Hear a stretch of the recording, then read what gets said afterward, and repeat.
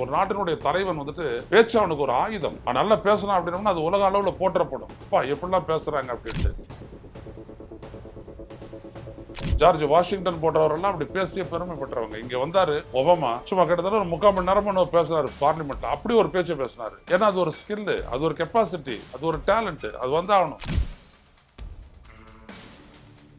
அது மூலமா நான் எவ்வளவு தூரம் புரிதல் இருக்கிறேன், எப்படியாப்பட்ட ஆளுமை நான் அப்படின்னு அவங்க தெரியப்படுத்தணும். ஆனா மோடி அப்படிலாம் செய்யறது இல்லை. பேசுறதே கேள்வி எல்லாமே தவிர்த்துறாரு. அவர் பாட்டுக்கு சாதம் போயிட்டு இருக்கிறாரு. இது நாட்டுக்கு அவமானம் தான். ஆனா அதை பத்தி அவர் கவலைப்பட்டார். ஸ்டாட்டிஸ்டிக்கலா இந்த நாட்டுக்கு என்ன வெளில வருது மக்கள் கிட்ட, அது நீங்க நம்பிட்டு போங்க, அவ்வளவுதான். இங்க வராரு, இங்க வரும்போது மேடையில் என்ன பேசுறாரு, ஒரு குற்றச்சாட்டு அரசியல், இங்க அது மோசம் இது மோசம், போதைப் பொருள், பெண்களுக்கு பாதுகாப்பு இல்லை, ஊழல், பூ தடார்படார், எதிர்கல்விக்கே நிக்கிறது இல்லை. இவங்க எல்லாருமே எப்படின்னா நாங்க சொல்றது நீ நம்பு, அதான் உண்மை இப்படின்ற ஒரு மனநிலையோடு இவர்கள் எல்லாம் வளர்க்கப்பட்டு பொது வாழ்க்கைக்கு அனுப்பப்பட்டிருக்கிறார்கள் RSS இயக்கத்தினர்.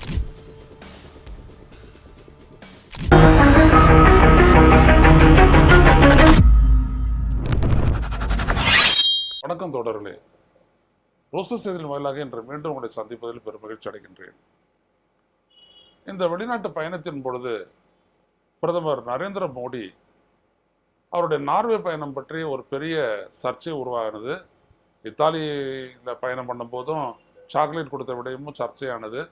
ஆனால் அது அவ்வளோ முக்கியத்துவம் வாய்ந்ததெல்லாம் கிடையாது.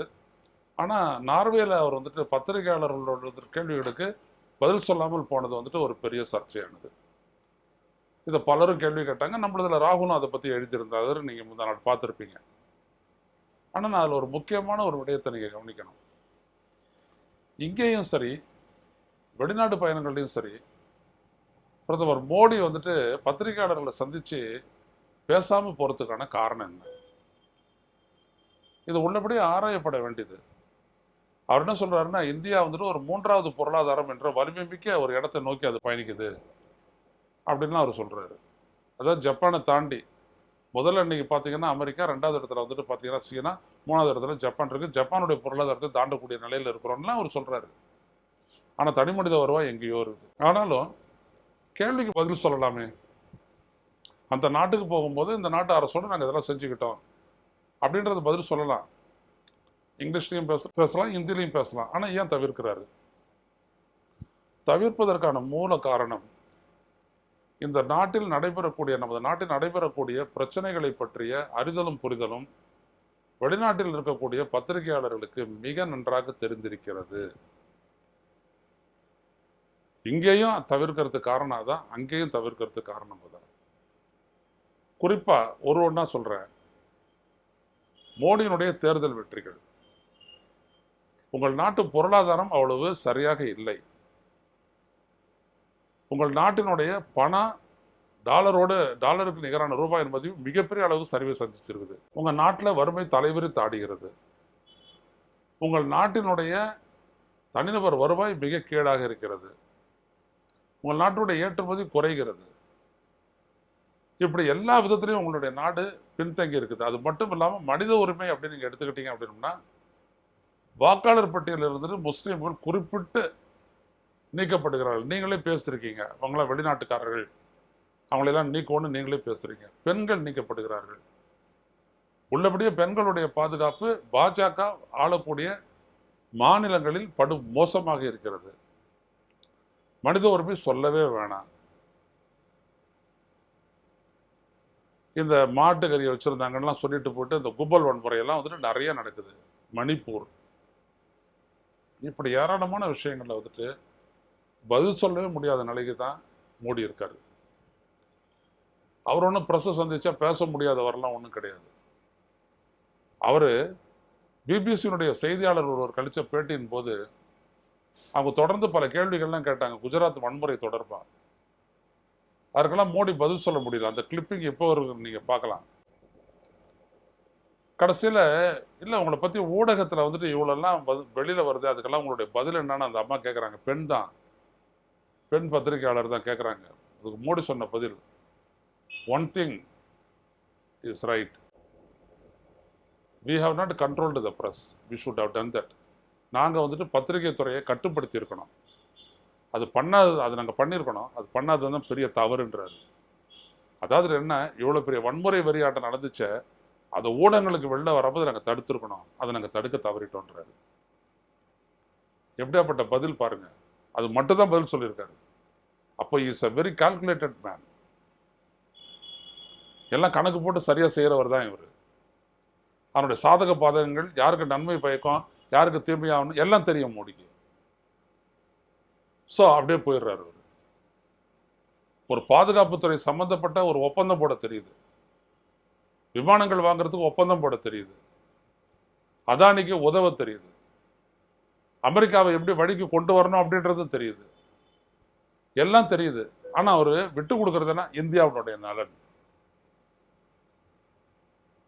அப்போ இவர் தன்னுடைய செயல்களினுடைய நோக்கம் அது வந்துட்டு எக்ஸ்போஸ் ஆகிடக்கூடாதுன்னு பயப்படுற காரணத்தினால இவர் பேசாத போயிடுறார். இதுதான் உண்மை. அமித்ஷா கூட பேசுறாரு அவ்வப்போது பிரஸ்ல, ஆனா மோடி பேசுறதே இல்லை. ஒரே பிரதமர், இன்னொரு ஆள் யாருன்னு கேட்டா நம்ம விஜயை சொல்லலாம், 2 பேர் தவிர வேற எல்லாருமே பிரஸ்ஸை சந்திக்கிறாங்க. ஆனா இவங்களாம் தங்களுடைய பலவீனத்தை நினைச்சு பயப்படக்கூடியவங்க தான் இந்த மாதிரி பிரஸ்ஸை கண்டா ஓடுறது. ஏன்னா ஊழல் அப்படின்ற ஒரு குற்றச்சாட்டு மட்டுமே இல்லை, இன்னும் பலவும் இருக்குது.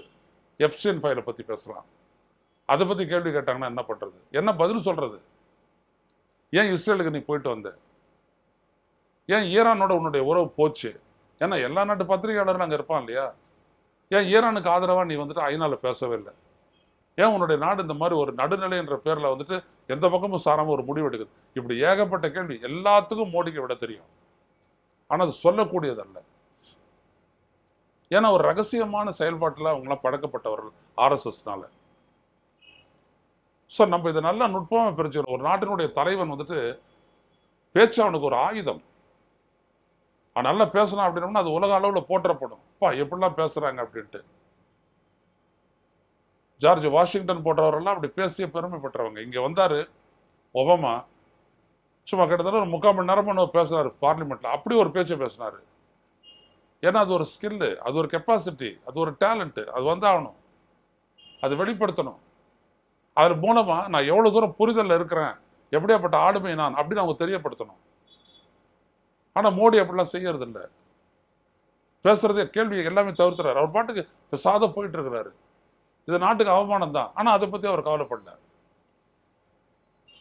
அப்போ என்னன்னா ஸ்டாட்டிஸ்டிக்கெல்லாம் இந்த நாட்டுக்கு என்ன வெளில வருது மக்கள் கிட்ட, அதை நீங்க நம்பிட்டு போங்க, அவ்வளவுதான். இங்க வராரு, இங்க வரும்போது மேடையில் என்ன பேசுறாரு, ஒரு குற்றச்சாட்டு அரசியல். இங்க அது மோசம், இது மோசம், போதைப் பொருள், பெண்களுக்கு பாதுகாப்பு இல்லை, ஊழல், பூ தடார்புடன் எதிர்கல்விக்கே நிக்கிறது இல்லை. இதுதான் அமித்ஷாவும். அவராது ஒரு இடத்துல பேசுறாரு, இவங்க எல்லாருமே எப்படின்னா நாங்க சொல்றதை நீ நம்பு, அதான் உண்மை இப்படின்ற ஒரு மனநிலையோடு இவர்கள் எல்லாம் வளர்க்கப்பட்டு பொது வாழ்க்கைக்கு அனுப்பப்பட்டிருக்கிறார்கள் ஆர்எஸ்எஸ் இயக்கத்தினர். அந்த இயக்கம், அதனுடைய கொள்கை, அதனுடைய போக்கு, அவங்க பயிற்சி வைக்கிறது தான். இதெல்லாம் பத்தி புரிஞ்சுக்காம மோடி எல்லாம் புரிஞ்சுக்க முடியாது, அவங்களுடைய அரசியலும் தெரிஞ்சுக்க முடியாது. ஸோ மோடி வெளிநாட்டு சக்திகளை பார்த்து பயப்படுறாரா இல்லையா அப்படின்றதெல்லாம் நம்மளுக்கு எதுவுமே தெரியாது. நான் அடிக்கடி சொல்லுவேன், ஏன் ஈரான் விடயத்தில் நீங்க பேசல? பேசுறதுங்கன்னா என்ன ஆயிருக்கும்? இந்த போர் ஒருவேளை தடுக்கப்பட்டிருக்கலாம். தனது பாதுகாப்பிற்காக ஈரான் எங்களைப் போலவே அணு ஆயுதத்தை உருவாக்கி கொள்வதில் என்ன தவறு, அது எப்படி அச்சுறுத்தல் ஆகும் அப்படின்னு மோடி ஒரு கேள்வி கேட்டார்னா, இந்த உலகத்துல 100 நாடுகள் அவருக்கு பின்னாடி வந்து நிற்கக்கூடிய ஒரு சூழல் இன்னைக்கு நிலவுது. கேட்கல. அதுதான் நம்மளுக்கு பெரிய ஒரு வருத்தமா இருக்குது. ஒன்னு இந்த இடத்துல காங்கிரஸ் இருந்தா கீழ்ச்சிருமா, நான் அந்த கேள்விக்கே வரல. இவர் பிரதமரா இருக்கிறாரு, இந்த விஷயத்துல இவர் ஏன் இப்படி இருக்கிறாரு, இதைத்தான் நான் கேட்க வரேன். ரொம்ப முக்கியமானது மக்களே, இவங்களெல்லாம் நம்ம அசஸ் பண்ணணும். ஏன்னா மோடியினுடைய பலம் பலவீனம் தெரியும் அவருக்கு, ட்ரம்ப்புக்கு. இவரை வச்சுக்கிட்டு தானே அவர் இவிஎம் பத்தி பேசினாரு. இவரை வச்சுட்டு தானே வந்துட்டு எலான் மஸ்க் பேசினார் இவிஎம் பத்தி. ஸோ இவங்களுக்கெல்லாம் தெரியும், அவங்கெல்லாம் எங்க வராங்க அப்படின்றதெல்லாம் தெரியும். ஆனா அவங்க தானே சிப்பு பண்ணி கொடுக்குறாங்க, அதுவும் தெரியும். அவங்களுக்கு என்னென்ன ஃபெசிலிட்டிலாம் கொடுக்கப்பட்டது என் புத்தகத்தில் நான் எழுதியிருக்கிறேன். பல்லாயிரம் கோடி கடன் லாஸ் தள்ளுபடி செய்யப்படுகிறது. இப்படிப்பட்ட அநியாயம் எல்லாம் இந்த நாட்டில் நடக்குது. ஒரு 1,62 லட்சம் ரூபாய்க்காக ஒருத்தர் மேல கேஸ் போடுறோம். ஒரு சீஃப் மினிஸ்டர் ஒரு கொள்கையை போட்டாரு, ஒரு மதுபான கொள்கையை வகுத்தாரு, அதுலயே லாஸ் அப்படிலாம் சொல்லி கேஸ் போட்டாரெல்லாம் உள்ள வைக்கிறோம். ஆனா பல்லாயிரக்கணக்கான கோடிகள் ஒரு அயல்நாட்டு நிறுவனத்துக்கும் ஒரு குஜராத் அரசுக்கும் ஏற்பட்ட ஒப்பந்தத்திற்கு பின்னால் பெட்ரோலியம் கண்டுபிடிப்போம் அப்படின்னு சொல்லிட்டு குஜராத் ஸ்டேட் பெட்ரோலியம் கார்பரேஷன் அப்படின்ற ஒரு நிறுவனம் ஒரு அமெரிக்க நிறுவனத்தோட பண்ணிக்கிட்டு அந்த மூவ் ஃபெயிலியர் ஆயிடுச்சு, அந்த ப்ராஜெக்ட் ஃபெயிலியர் ஆயிடுச்சு. பல்லாயிரம் கோடி இழப்பு கண்டுகொள்ளப்படவே இல்லை. விசாரணையும் இல்லை, ஒரு மட்டையும் கிடையாது. துவாரகா ஹைவே 1 கிலோமீட்டருக்கு 258 கோடி அப்படின்னா எப்படி அந்த செலவுன்னு கேட்டான். இல்லை 180 கோடி தான். யார் இதெல்லாம் கண்டுக்கிறது? யார் இதை கேள்வி கேட்கறது? ஆனா இதெல்லாம் வந்து கான்ட்ரோலர் அண்ட் ஆடிட்டர் ஜெனரலுடைய ரிப்போர்ட்ல இருக்குது. ஸோ இவ்வளவு விடயங்களும் இந்த நாட்டுக்கு தெரிந்ததா தான் இருக்கு. ஆனா மோடி ஜெயிக்கிறாரு. வெய்யி அங்கதான் இருக்குது இவிஎம். புரிஞ்சுக்கணும், ஒரு சூத்திரம் இல்லாத ஒருத்தர் சூத்திரதாரியா ஆக முடியாது. மோடி இன்னைக்கு நிலையில அரசியல் ஒரு சூத்திரதாரி. அவரை பார்த்து பயப்படாத சீஃப் மினிஸ்டர் இருக்கிறாங்களா சொல்லுங்க பார்ப்போம்.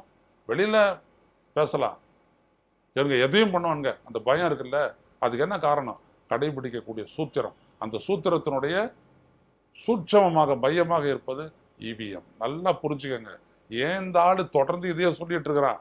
காரணம், நம்மளால தூக்கி எறிய முடியும், ஆட்சியில் இருக்கிறவனை தூக்கி எறிய முடியும். ஆனா இவிஎம் இருக்கிற வரைக்கும் அவன் நம்மள மேய்ச்சிடலாம், நம்மளுடைய முடிவை மாத்திரலாம், அவனுடைய ஆட்சியை தக்க வச்சுக்கலாம். இதான பிரச்சனை. மீண்டும் சந்திப்பு தொடரில். நன்றி, வணக்கம். ஊடகம் கார்ப்பரேட் அரசியல்வாதிகளின் கைப்பாவையாக அடிமைகளாக இருந்தது போதும். இனி சாட்டை எடுத்து சுழற்றும் நேரம் வந்துவிட்டது. ஊடகம் பொதுமக்களாகிய உங்களுக்காக, உங்களாலேயே இயக்கப்பட வேண்டும். ஊடக சுதந்திரத்திற்காக உங்களின் பங்களிப்பை இன்றே அளித்திடுங்கள்.